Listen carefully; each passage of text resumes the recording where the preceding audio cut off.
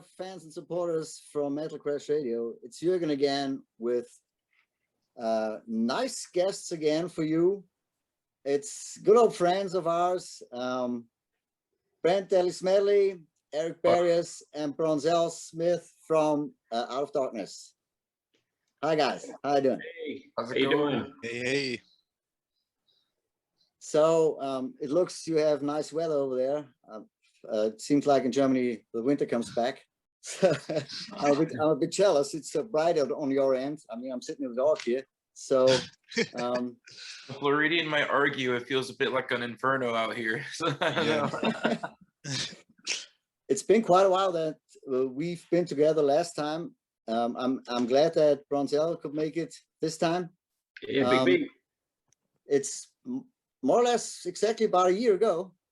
So my first question would be to all of you, to the whole group, how do you look at the last 12 months? What do you see? So what is your takeaway?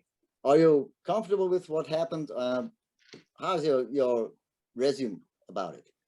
I'm pretty happy with what we've done. I mean, I'm always one to want to be getting more done. You know, it's hard for me to be satisfied until we reach a certain point, but you know, we're pretty happy. The album's been released. You know, we've hooked up with Curtain Call Records. We're on the Billboard charts. You know, we've got a video. We've got a pretty good internet presence, and we've done 10 shows now. So I'm pretty happy with it. I'm just, like I said, I always want to do more. What do you guys think? Yeah, go ahead. Yeah, I mean, I'm pretty happy with what we've done. We've definitely accomplished a lot over the past year. I mean, so many things came together to make it all happen, and it's just the support that we've been getting from every direction. It seems it's just been incredible, and I can't be anything but thankful for all of it. And of course, we could always do more, and I'm hopeful for more, and I'm sure we will keep doing more as we keep going forward. You know, so I mean, what could I say? It's been good. I can't complain. I love it. Great, cool. Ronzel. Yeah. Not really much to add on, you know, what those guys said, you know, all said. yeah, it's pretty much all said. You know, it's been a really great year. You know, we've definitely learned a lot. But yeah. What I see and what I hear is it's just positive. It's moving forward. And compared to 12 months ago, I remember sitting together. You surely had your album released in a digital version on Bandcamp. And yeah, you were, I think, two or 3 weeks ahead of your very first gig at the Brassmark at that time. And I remember we talked through your album, through the songs. And if I look at it from my standpoint, it's just amazing what happens. I mean, I understand you as the musicians, you always want to do more. And I think it's also dependent from the current situation with COVID, that maybe it could have been more, but not with the restrictions or things like that. But I just you have the biggest respect for what happened. So like you mentioned, Brent, I mean, it was your social media presence, you know, different platforms. You work together with more and more radio stations. The label was, I think it was a big deal, and it was a great, big move forward. Yep. Having a label in the back end, I think makes some things easier. So you are satisfied with what you got, Brent? Yeah, so far, I mean, you know, we want to keep pushing. You know, we always want to reach more people, play more shows. We're fixing to head out. So far, we've only played in Florida, so we're fixing to branch out into some other states real soon and start spreading things around. And you know, hopefully things keep climbing up on the charts, and you know, we'll release another song soon.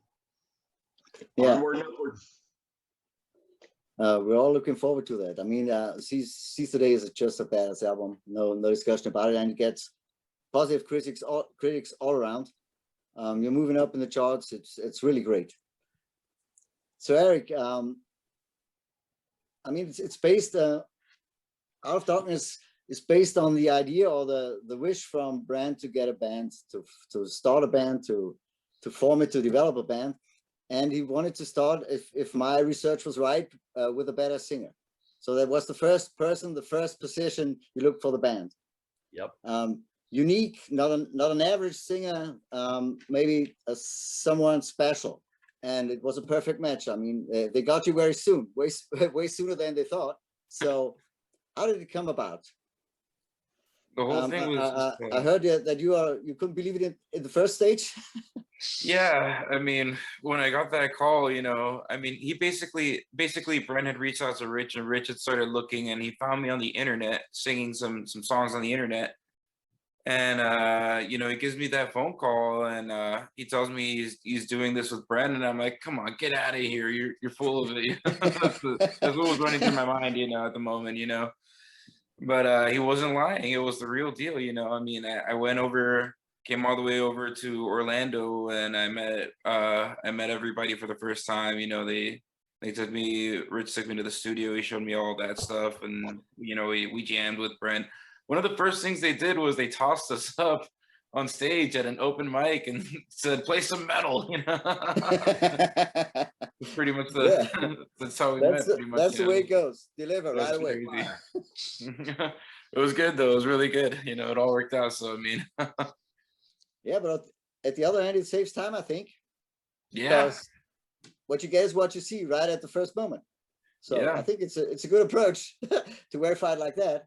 Something happened in that room that day, man. Everybody in that room, I felt something. I saw something in their eyes, you know, and they were watching us play. I don't know. There was something going on. So, Brent, it was a quick decision then for you? Yeah, pretty much. I mean, once I heard the track that Rich sent me, I was like, yeah, I really think we can do something. Then I met Eric, you know, he's such a nice guy. And you know, I think everybody, like Eric said, I think everybody in the room was sorry, they were witnessing something really special that night. You know, am I there? Your pictures, your screen is frozen, and I think we lost you. Sorry. Are you back? Yeah, you are. Am I good? Yep. Okay. Shit. Can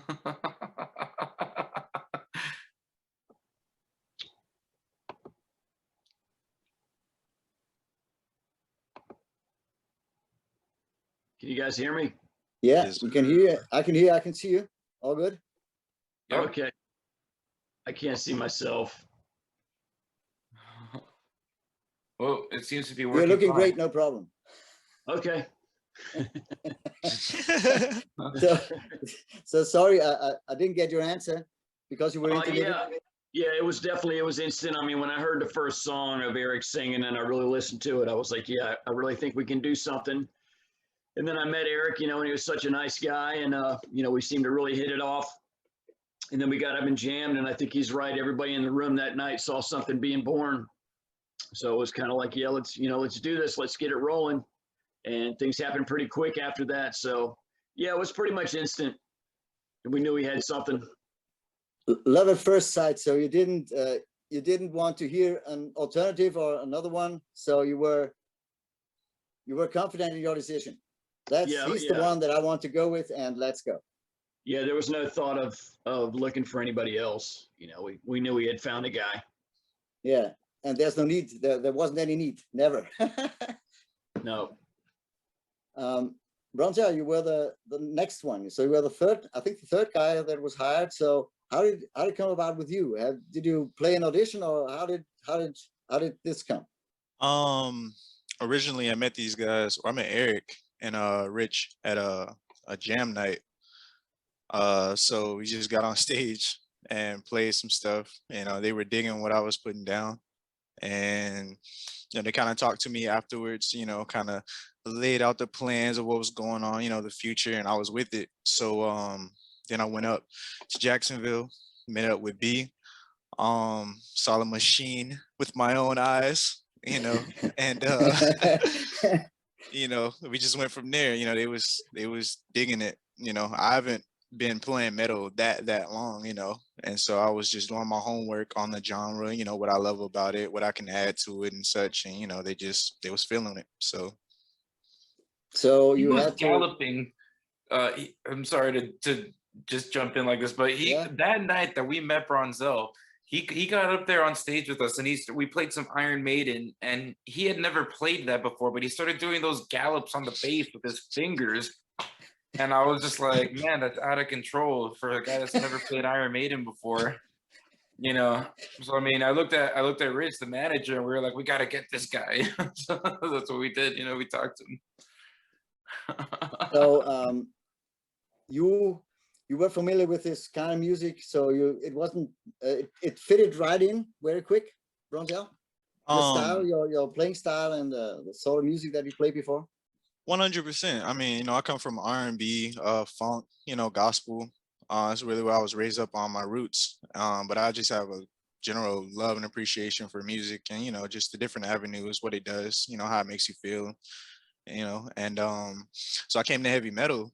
I really peeped it, and I was just like, wow, like this is, you know, way Yes. different type of energy. This exactly right. This is something completely different. So, you know, I just did my homework, you know, listened to some of my favorites. I did a lot of research on Cliff Burton. That was actually my first metal guy that I really, Yeah. bass player that I really locked in on. He's like my number one.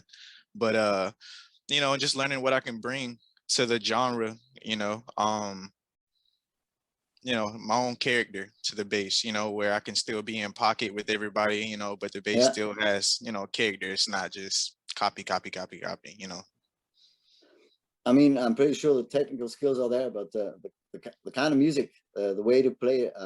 I was talking to a power metal band last week, and the bass player was the same. He told me more or less the same story. So he came from a different direction. So he was more into classic rock and things like that. So, and power metal is a bit faster, and yeah, it's slightly different. Yeah. So he told me the same story. You had to invest work on it. I mean, the technical skills are there, but the speed is something that's challenging, he told me. So, and I think it's more or less the same for everyone who comes from a little bit a different direction. But anyways, when you are able to control your instrument and you're good virtuoso, I think then it's not a big challenge. It's work, maybe, but not a too big challenge. So, drums and bass. So it's Brent and you. Yep. You are the ones that, yeah, you build up the. I call it in one command a wall in the back of the rest, or you build up the rhythm carpet where the other stands on. So The foundation. it has to work between the two of you. Yep.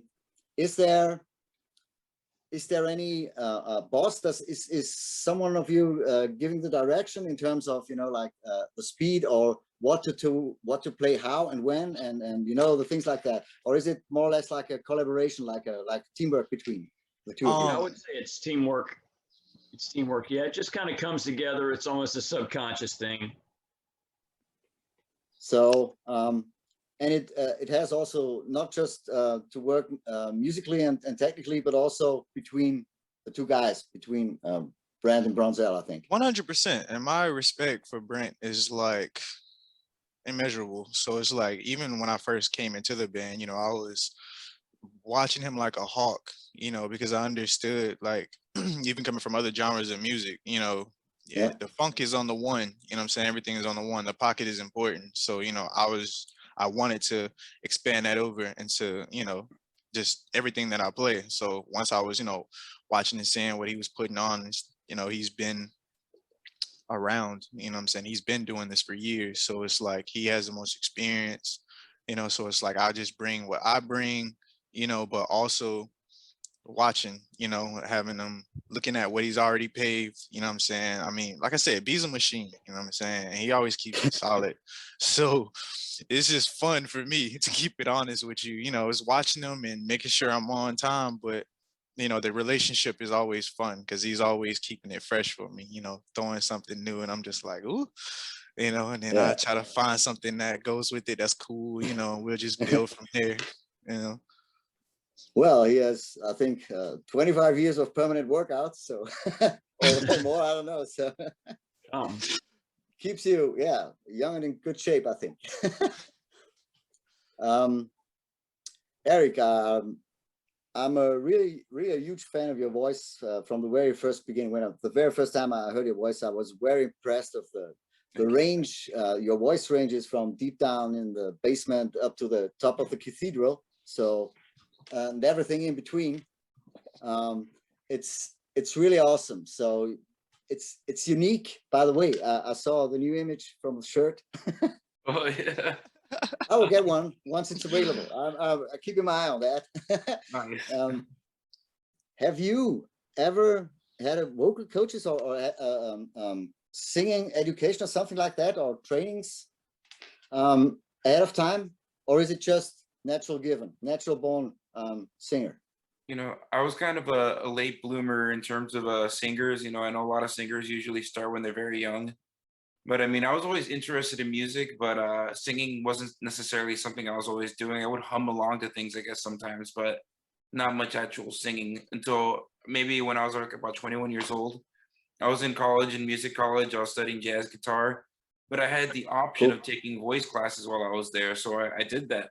I took voice classes. I said, it doesn't hurt. It'll help my backing vocals. This is what I thought to myself at the time. Yeah. So I ended up learning through, I don't know, I had a few different coaches. Some of them got me a little more progress than others. Then I found one really great coach that showed me a whole lot of things, really helped me work out my voice and get it to a relaxed state and learn how to use it in a really functional manner. So I don't know, I guess over the years I took a lot of lessons, you know, from like 21 years old, I was taking lessons. That's when I started. And now I'm 31. It's been about 10 years of singing. I think you know, the let me say the volume or the strength, the power to sing is one thing, but the technique I think is a very important thing, because I know from other singers I was talking to, they say, well, when I started with getting a vocal coach or vocal trainings, I figured out that I can do way much more with my voice than I knew before. So it's, you know, in terms of, I mean, I'm not a professional musician. I'm just, I'm just talking in terms of, you know, like how you breathe and when you do the breaks and things like that. So I think the technique is a very important thing. Also, when you're, especially when you're on stage for about 2 hours or something.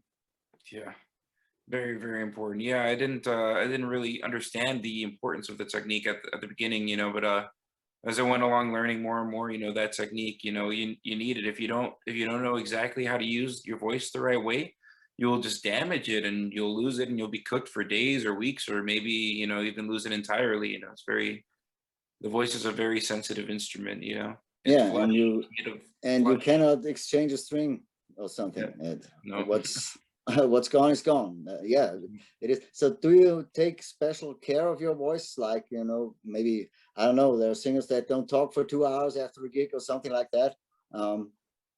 I do a lot of exercises.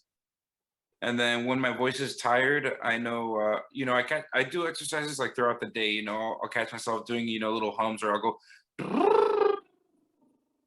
Yeah. things like that, just all sorts of, uh, and when my voice is tired, I give it a rest, you know, whenever I'm done, I zip it, you know, if I feel it, I could tell when it's been worn out. There's a sound, you know, your vocal cords, they start getting a little swollen when they're too, used up or worn. So I think you feel it, right? yeah. So part of Feel it being a coming. singer, I think, is knowing that moment when to say, okay, I've got to give it a rest, and you know, I'll keep going tomorrow or something. You know. So the breaks between, I mean, you were very busy in the last couple of weeks with nearly every weekend gigs and stuff. So it's enough time between 2 gigs to relax your Yeah. voice and everything. So far, I haven't had a problem. But you know, I used to have a lot of I was in a tribute band, an AC/DC. I was in an AC/DC tribute band for a while, and we did these really brutal 4-hour sets, man. I mean, it was just killer. 4 hours of screaming AC/DC music. Oh my, I had a blast doing it though. But I feel like that was kind of like training wheels, because it's like you had to stay in the zone the whole way through. If you faltered in your technique just a little bit, you're cooked. You know, so I think all AC/DC that covers, practice. I hope you sang them your way, right? You Oh, sang it definitely. Eric Barrios like, not, I mean, I've seen a lot of AC/DC cover bands, especially in my area. There's a bunch of, and the biggest mistake that all the singers do, they want desperately to sound like Bon Scott, and this is impossible. Yeah. No one will ever sound like Bon Scott. I don't try to sound just like them because everyone's apparatus is different, you know. And if you try to sound like someone else, your technique will falter, you know. So it's like you've got to just, I don't know describe Yeah, and that. I think if you have to focus on being exactly what the original does, it wastes energy, and it's, you have to focus maybe on that. And then I don't know if it contributes to the performance. Yeah. But yeah, I was just curious because John Corabi told me once at I think it was the last or the very one of before the last concerts of a 10-month world tour, and I had a meet and greet, and I was asking him, how do you survive that? I mean, they were more or less in average about every third day a show. So I said, how does your voice survive that? And he said, well, off stage, shut up, drink tea, no sex, drugs, and rock and roll, just shut up. Yeah, right. Yeah. Yeah. When your voice is tired, there's no other solution. You got to just zip it and let it rest until it's okay. That's the best You're thing the to one. do. You're the more or less in the truest sense of the word. You're the voice of the band. So you communicate to the audience. You are in front of the band, and you are the more or less the interface between the band and the audience. So you have to talk permanently, more or less, because if you don't sing, you announce the songs or whatever. So yeah, I have big respect for singers. Thank you, man. Especially singers that are since tens of years. Like for example, when I saw one of the last bands I saw live before COVID came in was Def Leppard, and Joe Elliott is awesome. He's since 40 years plus Joe Elliott on rocks. stage, and this guy is awesome. They have a 2-hour set, and he yells out at the last song like hell. This is amazing. I mean, he's a huge guy, but it's amazing. He's about, I know because he once stood beside of me and we sang a duet, Billy's Got a Gun. So he went into the audience and sang one line and put the microphone somewhere, and I stood right next to him, but he was about double the height than I have. So I'm a small guy, so I was singing like that. I didn't realize he was that tall. He always seemed kind of short in videos, or I guess when you're looking at him on a screen, you know, he's tinier than he really is. Yeah, if you see him live, it's impressive. So you mentioned before your deal with Curtain Call Records. It's a couple of weeks ago. It's not too long at the moment, but in between that short period of time, I think a lot of things turned out positive with Curtain Call Records. So with entering the charts, you moved permanently up. So I think you're satisfied with that deal, right? Yeah, they're doing really well. They're really pushing us on the radio, and they're getting us a lot of exposure. And you know, we've had messages from people that said they've heard it like while they're on the phone waiting, like hearing on T-Mobile or something. And then people have heard it like while they're playing video games, and you know, they've heard it all different places. So they're really getting it out there. They're definitely getting us some exposure, and the video also helped.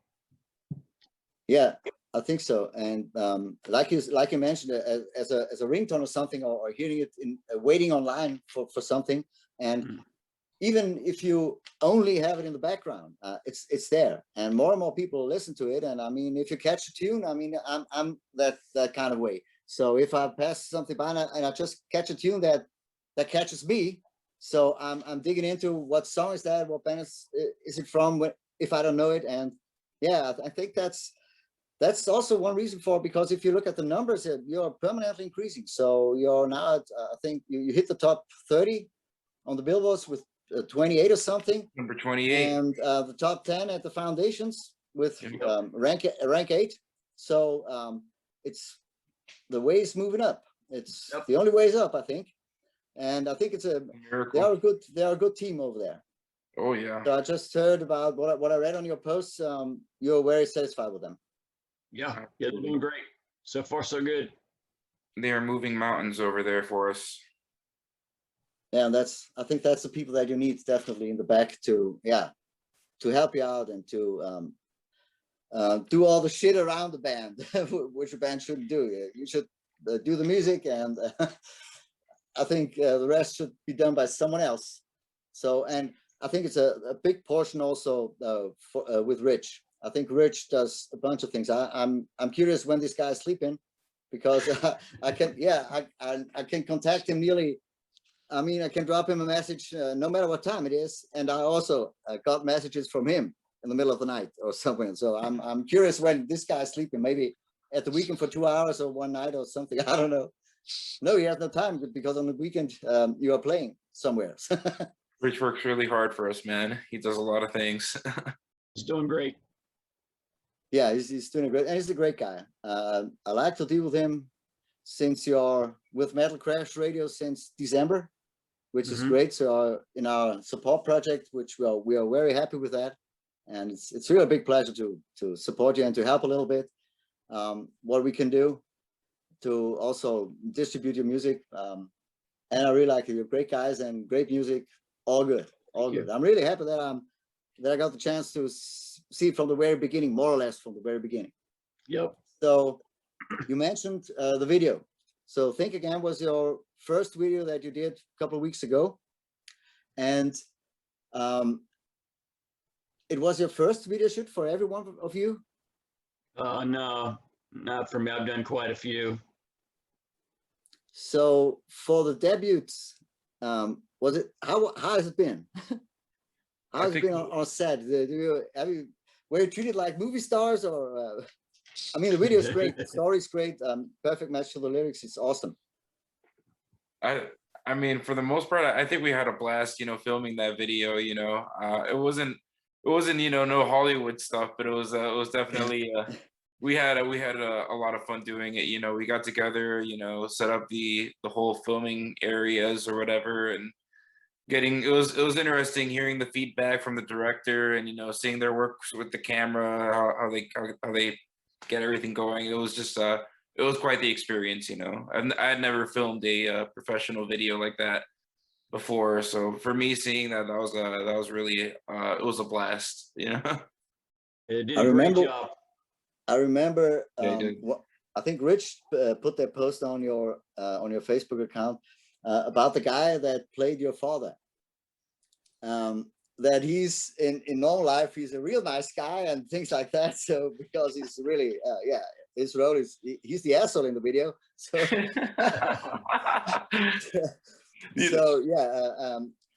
I think he's a really nice guy. It's not easy to act and to pretend things like that when you're not a professional actor, but you did all a great job, and he was pretty awesome. Yeah, but I was laughing about that post, so please don't attack him or don't. No. He told me his neck was hurting for a few days after that.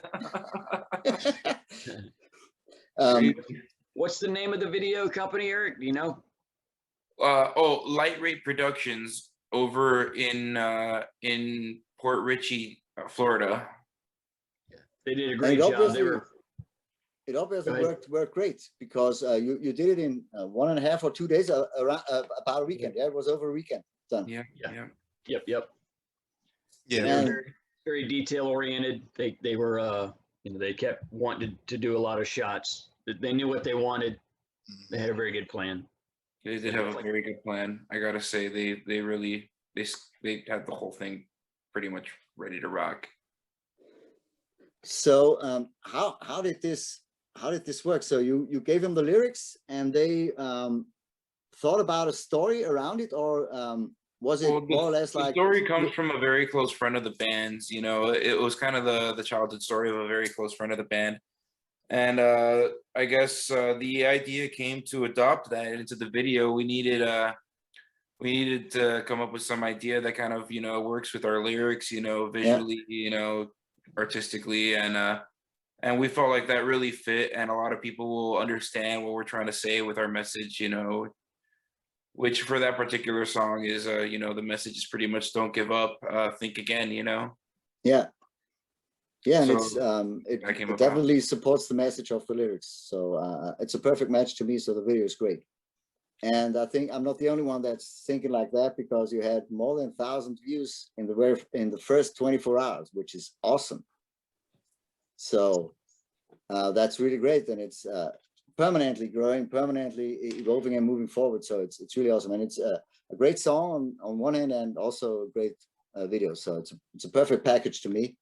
Thank you. So We're so very grateful. you enjoyed it being on the set. So maybe it's an option if something goes wrong with Out of Darkness, which nobody would expect and would want to see, but maybe it's an option. Has Hollywood already knocked on your door? Maybe someone gave you a call for the next, I don't know. Someone told me I need to take my beard to those auditions and see what happens, but I don't know. I'm not sure. It's definitely, from a visual appearance standpoint, it's definitely yeah, rare. Let me put it like this: interesting and rare. So did you expect that you get such a great positive feedback for the video? I mean, it was only positive. I didn't hear anyone saying, well, that's not working. So was this your expectation? Yeah, I mean, we thought it would do well. I think it did a little better than any of us had hoped. You know, it's a bit overwhelming, but yeah, we were pretty confident in what we were doing. So it wasn't a total surprise, but yet it's definitely been great. Yeah, I mean, there's always a risk. I mean, I think, and especially as one of the musicians of the band, you always have a little doubt in the back of your head. Does it work or not? And yeah, but I think you didn't have to wait too long for the right feedback and getting to know what people think about it. So it's really great. Right on. So you are, Brent, you are the most experienced guy in the band. So 20 plus years, I mentioned it. I don't know exactly the number. So you have, I don't know, thousands of gigs in front of huge audiences. So you did recording sessions. So there's not many things that could surprise you, right? Or is there anything that never happened to you? I think you experienced nearly everything in your career. I mean, I don't know about that. You know, I've experienced a lot for sure. Man, not really any surprises. I mean, you know, you're always looking for something that maybe you haven't experienced before, but you know, so far, not really any surprises. No, it's all been, you know, pretty much as expected, or better. You know, it's always a bit interesting when you're starting with something brand new, you know, with my main thing I was doing with Iced Earth, you know, Iced Earth's been around for so long. Yeah. You know, it's got a given fan base, and, you know, it's a proven entity. So that was a bit different, you know, a bit fresh, coming with something new, starting from the very beginning, you know, creating something that was brand new and putting it out there and seeing what people think. So that was kind of fresh. So how long did you think about this? Did you carry this idea with you for years, to have your own band, to start a band from zero? Was this midterm, long-term plan, or was it just a decision to say, well, I'm done with all the stuff that to discuss with people, I do my own thing? I mean, it had always been a desire, but you know, it was just a matter of finding the time for it. You know, when I wasn't busy doing other things, it just seemed like the timing was right. But it was something I had wanted to do for a long time. And you had a rough plan already? How it should look like, what direction it should go, or was it just evolving by the time now? It was more evolved. I would say it was a rough plan, really. I just knew I wanted to do something cool. I wanted to do something fresh. I definitely wanted it to be heavy, but I wanted it to be like, you know, smart, positive, bring something new. I didn't want to do the same old stuff again, you know. Yeah, so it was also more or less a change for you as well, a turning point for you as well, to do something different, something new, that you are into it, and that you want to do. Yep.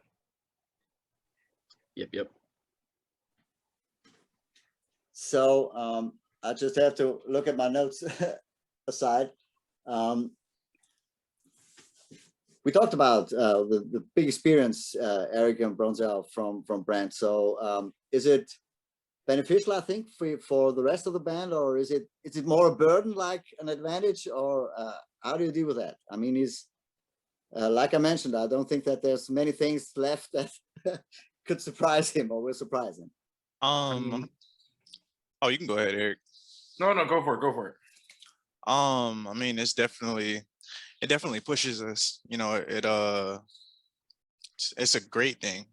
I got to start by saying that it's definitely a great thing. You know, it's not too many bands that, you know, have, you know, what we have, you know, cover what we cover, you know, like, yeah, we bring, you know, that super young, you know, new energy, you know, but at the same time, you know, it's like we got a vet, you know what I'm saying? We got somebody that's been here, you know what I'm saying? Somebody that knows this. So, you know, it's always a positive, you know, it's always a positive. Even just starting off, you know, that was something that I held myself to. Like, you know, I was always confident in my ability, you know, of course, but it's always like going to that next level only because you understand, like, you know, for the basketball heads, it's like, you know, you playing with a LeBron James and you know what I'm saying, behind you, you playing with like a vet, you know, so you know, that's really key to having a great team, you know, so obviously that bleeds over into, you know, being a band. And I guess also beside music, not just around music. I think Absolutely. in terms of I think Brent, you've been everywhere and nowhere. So you've been all around the globe several times. Everywhere but Africa. Yeah, I think I see it as a huge advantage, having someone in the back, in the truest sense of the word, in the back. So having the overview of the stage, and I think it's awesome. Thank you. How about you, Eric? I was pretty much going to say the same thing. You know, I feel like Brent brings an immeasurable level of experience and talent, and it pushes us as a band to do our best. And also it's just really good to just you know, Brent's always there if we ever need something, have a question or something. Brent's been around the block, so you know, he's always the guy to call, you know, or something. So I don't know, he brings a lot of really good elements with him, you know. So I what can I say, you know? Brent's the bomb. Yeah. So from an outstanding or from outside, the view from outside is that it matches completely great between the team, the band members. It's personally, it works, musically it works, and it seems like to be the perfect combination. So you were really lucky that you I think it didn't take too much time to get these 5 guys together, or these 4 guys from your standpoint, Brent. You were very lucky, I think, because the power metal band I mentioned before, the founder, it was also the drummer who founded the band. From foundation to the release of the first single was 7 years. Jeez. Wow. And the point is, he couldn't get the right people on board, respectively, couldn't keep them. So people came in, you know, for a couple of weeks, and then they found out after 5, 6, 7 weeks, it's not the thing that they want to do, and things like that. And yeah, I think I have a big respect that he didn't give up, because I mean, 7 years it's a very long time. And if you permanently deal with, you know, losing singers, or at certain points, you know, you're close to finishing an album, and then the bass player says, well, I don't give a shit anymore. I do something completely different. I go somewhere in the jungle and, I don't know, look for coconuts or whatever. So yeah, I think it must drive you crazy.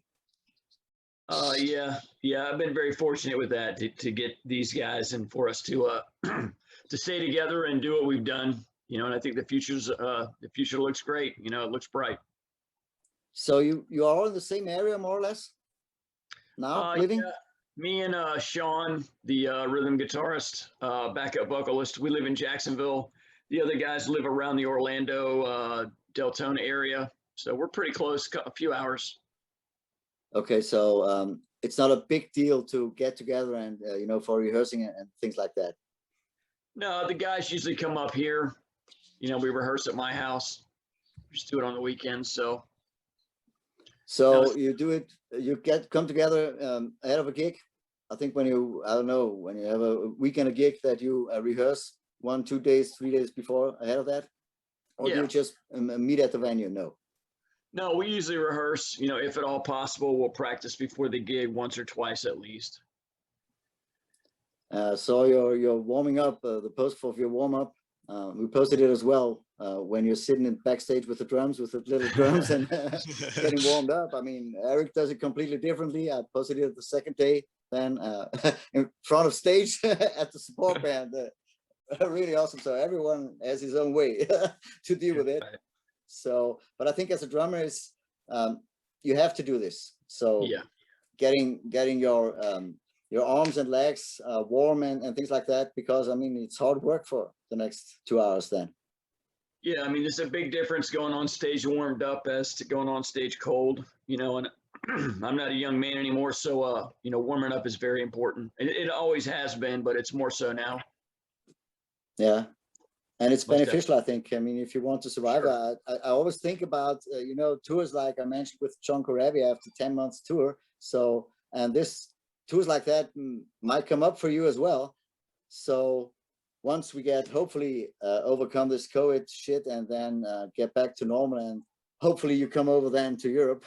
Oh, yeah. So we're all longing to see you and waiting for you on stage. So I'm really looking forward to that moment when we get together face to face backstage somewhere, hopefully. We can't wait, man. Yeah, we are. I think, and you have a permanently growing fan base, so it's really awesome. Also to see over here how many people look at our posts and stuff, and how many people listen to the music. So since you built up a merchandise which wasn't in place 1 year ago, so and the release with the hardware, with the CD. How does this work? Is this does the fans like it to have a CD, or is the bigger portion the digital one? What do you think? I mean, I think a lot of people like it digital. You know, that just seems to be you know, the current state. You know, with Yeah, today, seems so. with today's technology. I mean, I'm old school. I want to hold the CD and look at the lyrics, read the booklet. You know, or I'd love to have a record. You know, we intend to make actual records in the near future, but you know, I prefer to have something in my hand and something I can pop in the player. It's the same thing I mentioned to the guys before you came into the call. I exactly said the same thing. I like to look at my collection and have something on hand, my vinyls, my CDs, and look to the cover. I mean, when I started listening, I grew up in the 70s with glam rock, sleaze rock, right? You know, like Slade, Swedes, T-Rex, bands like that, Thin Lizzy and stuff. And I love the cover art. You know, the cover art was way better at that time, I think, because there were really artists like Boris, who did all the Molly Hatchet covers and stuff, for example. There were guys that made a living out of it, to create, to design, and to produce covers, and they were amazing. And that was the eye catcher, getting into a shop and having racks just full of vinyls. Well, not looking on his smartphone and just choose one and order it, but yeah. Right. You spent the whole day at the record store for 1 or 2 records, and the eye catcher was the cover. Yeah. First record I bought was Kiss Destroyer, and that's why I bought it. I didn't know who they were. I didn't know anything about them. I just thought they looked cool. Yeah, it was. That's an amazing cover. The first, I think, the first album that they did with Mutt Lange, I think, was the producer of that album. Mutt Lange is a genius. And the cover was great. Yeah. My first record was also a Kiss record, but it was the Live One album, the double album, the live album. Where I found out later on when I read some bios of them and how it all gone, that this was they did a lot of cheating with that. So they re-recorded, you know, some sections like guitar solos and stuff, and it was. I was of the opinion that this was one gig. No, it was put together from several gigs, you know, depending on how Black Diamond sounds here, and there, and they took out the best of it. So things like that. So, but they were smart businessmen, I think. Gene Simmons and Paul Stanley, they made the best out of it. I mean, I think a lot of live records are like that. It's not, it's not all exactly live. You know, there's a live backbone to it, but you know, there's probably a lot of overdubs. I think, yeah, and I think this is when I started with concerts in 1979, it was different. So there wasn't many options to cheat on stage without getting caught for it. But in the meantime, you never know. You never know. Sometimes you hear a chorus in the back and you don't see anyone on stage and things like that. It's some kind of strange, you know, putting sequences in. I'm not really comfortable with that. So I said before that you had a lot of gigs in, I think last weekend it was 2 gigs, Friday, Saturday. So being that busy and, you know, with a video shoot and all these things, do you have time to work on new stuff? Do you currently work on material, or do you permanently work on new material? We've got one new tune that we put together that we've been playing live, and we've worked on a handful of others. So yeah, it's something that we've just started doing now that this record's out. You know, we're kind of preparing for the next one already, and you know, getting our new songs together with all of the guys in the band as well. We're set to go record this one new song at the end of July, I think. Yep. End of July, beginning of August, we're gonna record a new one. But yeah, we're always working on new stuff. So and then you release it as a single? Yeah, this one's gonna go ahead and release this one, and then we'll just put it on the next record as well. But it's with a clothing company too. They're called Demons Behind Me. They're gonna use it as like their theme song. Yeah, sounds good. So you're planning midterm on a complete album then? So 1, 2, 3 tracks, maybe more than Seize the Day. So a 10-track album or something. Definitely, it'll be a full record for sure. Probably at least 9 or 10 songs, if not more. And do you have a rough timeline for it, or is it something that you permanently work on and you haven't set a timeline, right? Or a deadline? No, really, not yet. No, there's no timeline yet really for it. Yeah, I mean, I think it's a risk when you have a timeline and they have a date set in stone, and you are forced to deliver or to write something. I think it's easier if you are free to write and you sit down and do something when you're in the mood and when you have the idea and the inspiration to do it, rather than, yeah, well, we need 10 tracks and we just have, I don't know, 5 weeks left or something. I think that's not a good state to work under this circumstances. Yeah, so way better than take. It's good to have what's that? I said, go ahead. It's good to have a rough timeline. I think, you know, you want to have a rough timeline, but you don't want to have to adhere to it strictly. I mean, you don't want something to sound less than what it could because you were trying to get it done by a certain time. Yeah, and you want timelines are always getting extended. Yeah, and you, in the worst case, you don't find there would have been a better version than the one that you released because you were under time pressure and you had to release something. So I think the result at the end of the day will be way better. So that means you're planning more or less midterm, roughly, on a new album. You work on new stuff. Are tours in plan at the moment? I mean, it's what I saw. You play more or less local in Florida, so all your gigs were in Florida, right? So far, yeah. So are you planning maybe? I'm talking about the time, you know, the after COVID time when we hopefully were allowed again to travel around the globe, not just to the next county or something. So are you planning on a bigger tour? Sure. Yeah, we've got some scattered shows that we're trying to build around. We've got a show in Texas, a show in West Virginia, I think a show in Pennsylvania, a show in New York. We're kind of building the tour around that right now. But yeah, I think at the first stage in US, I think in North America. So I don't know that you can come over. Well, Europe it's at the moment it's chaos. It's chaos. I mean, every country deals differently, and you cannot trust in any numbers that you get. I mean, you can read any kind of number depending on what you want to hear. Mm-hmm.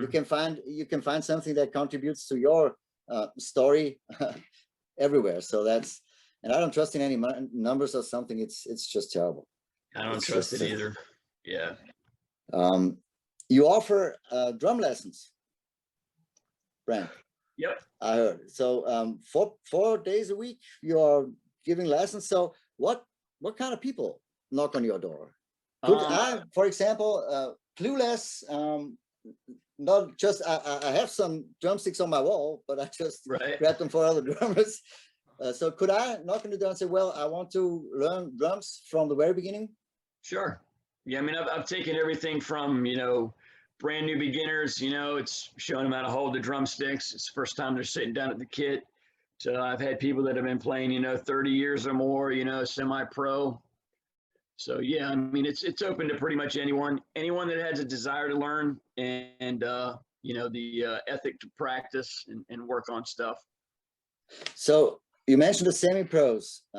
What do they ask for? I mean, when you mentioned they play 10 or more years, I think they are able to play the instrument. So what are they looking for? They're looking for pointers. I have a lot of people come to me for, double bass stuff, working on moving around the drum set, or a lot of them want to maybe study their favorite drummer. So I think that's one really good way to learn is to, pick a guy or a couple guys, learn songs by them, but don't just kind of learn them note for note. Learn to play exactly what the guy's playing, and then you kind of dig into their style and you figure out, well, this is why, that guy did this, and this is why he played that part, or maybe why he didn't play something there or something. You really learn a lot by studying other guys' styles. So you take everyone all across the place. Pretty much, yeah. Pretty much. And you are honest to them in terms of if you have an absolutely non-talented guy who's damaging more than playing the drums. So are you telling him, oh guy, maybe you should try the triangle or something? Or well, I mean, I think everybody has a certain degree of natural talent, and it's just a matter of tapping into that. Some people that are maybe more naturally talented, they don't have to work as hard at it. Some people that maybe aren't as much, they have to really refine what they have. But the more natural talent that you have, the better that you can be. It's just a matter of tapping into that and finding a good practice routine for them. That's the one place where a lot of people fall short. They think that maybe just by coming for lessons every week, they're going to become some great drummer. It's like, nah, it's really your homework. I mean, not to compare it to school, but it's like, that's where you really learn your stuff. It's by doing your homework. So, I mean, that's the key. So the lessons take place in your house with your drum kit, or you have a learning drum kit or something? Because I mean, you have a huge one. So I think I would have a big respect if I would sit behind that. Yeah, it can be a little overwhelming, but we just kind of use a portion of it. I just use like maybe five of the drums.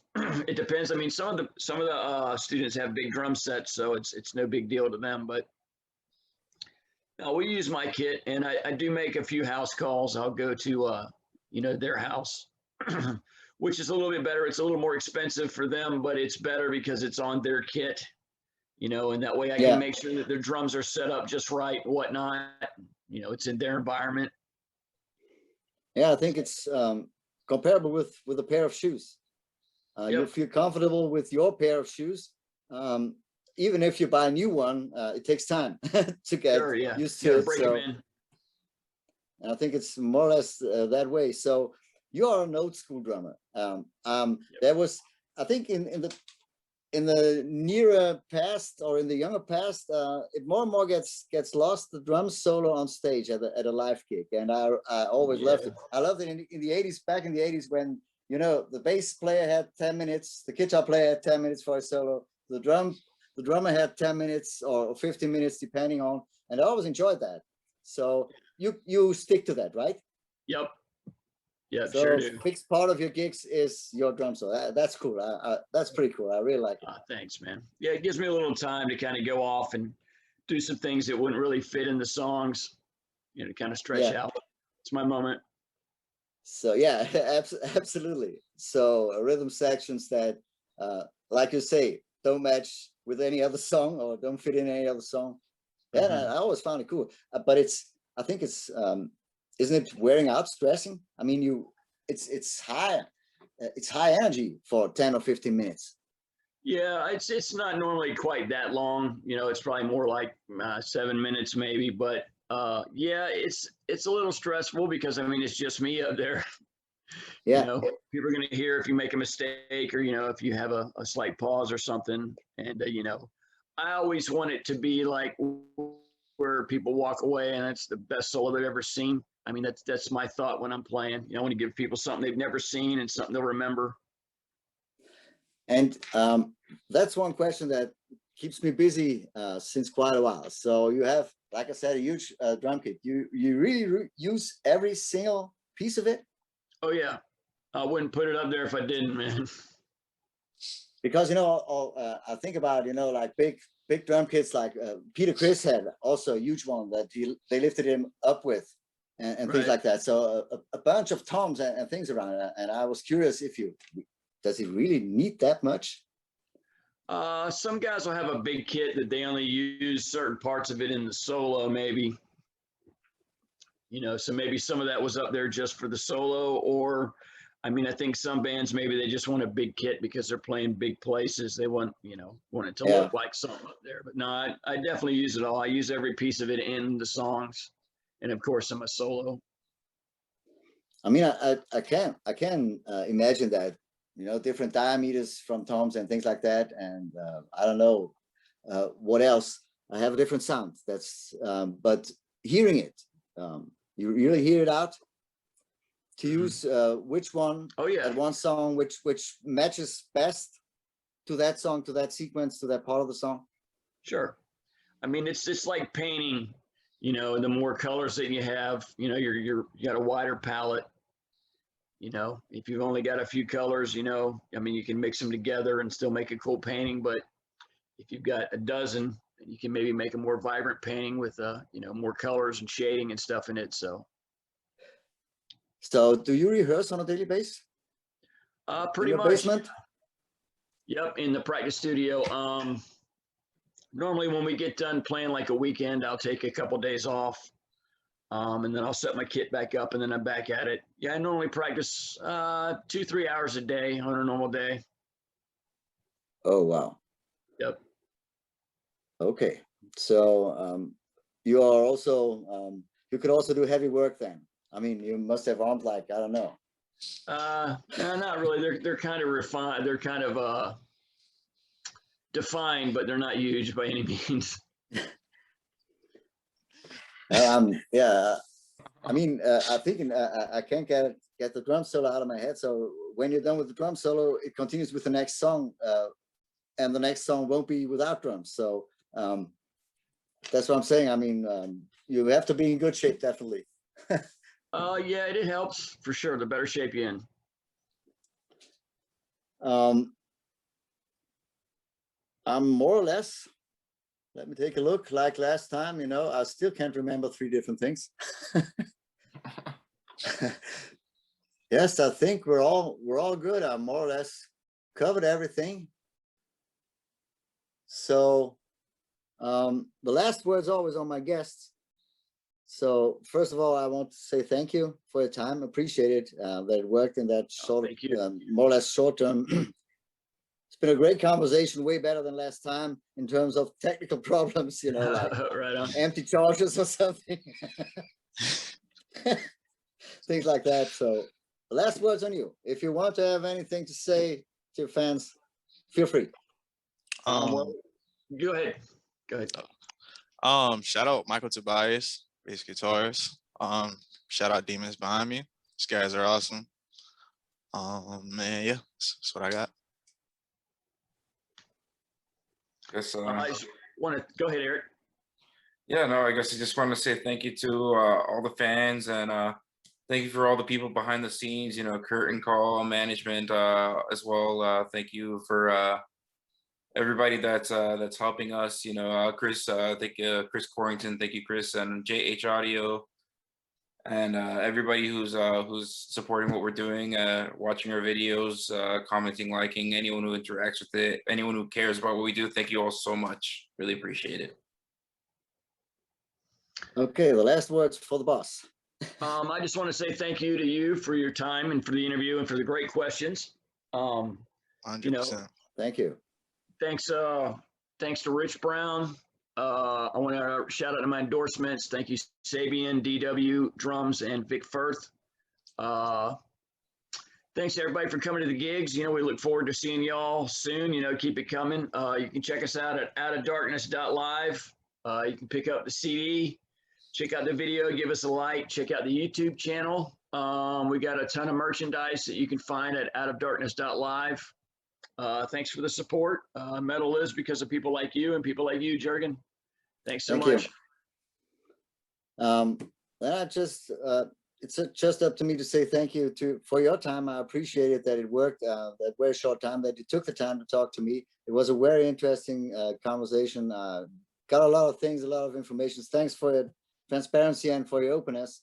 Really enjoyed it, and I really hope and pray that we get together somewhere backstage over here in Germany in the near future, because we are all longing for seeing someone live. And it's time. It's real time. It's 14 months of COVID, and it's enough. And for me, it's since November on lockdown, I'm done. Feeling like a prisoner in my own house. So I hear you. Take care, guys. Have a bunch of fun with it. Many success. I hope it's moving forward. I'm pretty sure that you're moving forward and moving up. You make your way, and I'm looking forward to see you over here. Thanks for your time. Bye out there, fans and supporters from Metal Crash Radio. This was Jurgen, and see you somewhere, hopefully in front of stage. Bye. Thanks, Jurgen. Bye.